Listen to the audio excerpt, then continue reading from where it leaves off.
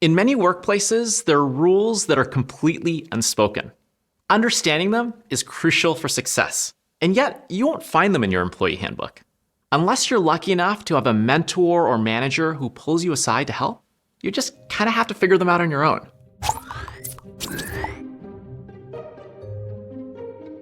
Starting a new job can feel like starting at a new school. You're meeting new people, you're getting thrown into unfamiliar situations, and you're constantly wondering, what does everyone think of me? But whether you're starting your first job ever or just starting a new role, making a great impression doesn't have to be so scary.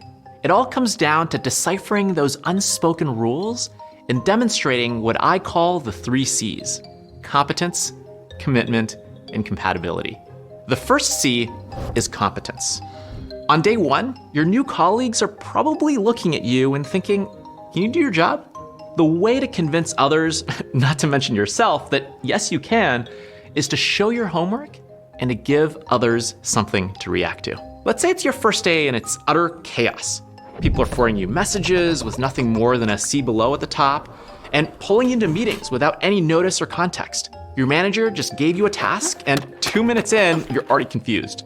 Instead of going back to them right away and saying, I don't know what to do next, help, or doing what I did, which is not asking questions at all, think about a similar task that you tried in a previous job, in school, or just for yourself. What steps did you take then? Then make your best guess and just give it a try. Then go back to your manager and say, I'm working on X, and I'm not quite sure of what to do next. I've taken X steps and spoken to so-and-so, and I understand this part, but I'm still unclear about this other part. What do you think about this approach? No, I'm not suggesting that you fake it till you make it, but what I am suggesting is that you try until you can't try anymore. Time matters though, so give yourself a limit, and depending on your deadline, figuring things out on your own. Then ask, and then learn from what others tell you. It's your first bit of knowledge around how things work here. The second C is commitment. Besides looking to see if you can do your job, your colleagues are also looking to see if you're dedicated. During your first week in a new job, try asking your manager questions about expectations. My favorites are 1, what are my top priorities in this role? 2, how would you like to communicate day to day and week to week? And 3, what have your highest performers done that you'd suggest that I do too? For your peers, try to go more casual. In your first few days, your manager will be probably, or well, at least hopefully, taking you around and introducing you to your other teammates. In those moments, think about how you can transform some of those highs into conversations, and then those conversations into relationships. One option is to ask how others' weeks are going. For those you really get along with, try involving them in your work and maybe even your life with phrases like, oh, I'd love to get your input on A, or could I get your advice on B?